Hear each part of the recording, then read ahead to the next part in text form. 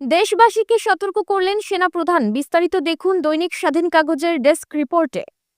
দেশবাসীকে সতর্ক করে সেনাবাহিনী প্রধান জেনারেল ওয়াকারুজ্জামান জানিয়েছেন, আপনারা যদি নিজেদের মধ্যে ভেদাভেদ ভুলে একসঙ্গে কাজ করতে না পারেন, নিজেরা যদি কাদা ছোড়াছুড়ি করেন, মারামারি কাটাকাটি করতে থাকেন, তাহলে এই দেশ এবং জাতির স্বাধীনতার সার্বভৌমত্ব বিপন্ন হবে।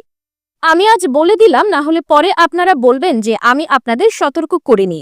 মঙ্গলবার রাজধানীর রাওয়া ক্লাবে প্রথমবারের মতো আয়োজিত জাতীয় শহীদ সেনা দিবসের অনুষ্ঠানে প্রধান অতিথির বক্তব্যে তিনি এই কথা বলেছেন।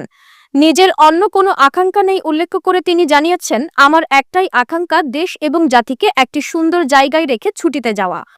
গত 7-8 মাস ধরে আমার যথেষ্ট হয়েছে। আমি চাই দেশ এবং জাতিকে একটা সুন্দর জায়গায় রেখে আমরা সেনানিবাসে ফিরে আসব।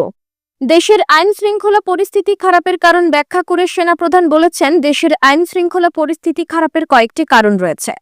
প্রথম কারণ হচ্ছে আমরা নিজেদের মধ্যে হানাহানিতে ব্যস্ত, একজন আরেকজনের বিরুদ্ধে বিষোদগারে ব্যস্ত। এটা একটি বড় সুযোগ অপরাধীদের জন্য। যেহেতু আমরা একটি অরাজক পরিস্থিতির মধ্যে বিরাজ করছি, তারা খুব ভালোভাবেই জানে যদি এইসব অপরাধ করা যায় তাহলে এখান থেকে পরিত্রাণ পাওয়া সম্ভব।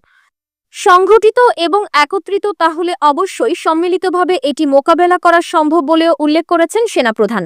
সেনাপ্রধান আরও জানিয়েছেন, police, RAB, BGB, DGFI, NSI এই সংস্থাগুলো দেশের জন্য অনেক গুরুত্বপূর্ণ কাজ করেছে অতীতে। খারাপ কাজের সঙ্গে অসংখ্য ভালো কাজও করেছে। আজ দেশের যেই স্থিতিশীলতা, দেশটিকে যে এত বছর ধরে স্থিতিশীল রাখা হয়েছে, এর পেছনে এই সশস্ত্র বাহিনীর অনেক সদস্য, সিভিলিয়ান সবাই মিলে এই সংস্থাগুলোকে কার্যকর রেখেছে। সেই জন্য আমরা এতদিন ধরে একটি সুন্দর পরিবেশ পেয়েছি। এর মধ্যে যারা কাজ করেছে, কেউ যদি অপরাধ করে থাকে তাহলে তার শাস্তি হবে, অবশ্যই তার শাস্তি হতে হবে। তা না হলে এটি আবার ঘটবে। আমরা এটি বন্ধ করতে চাই চিরতরে।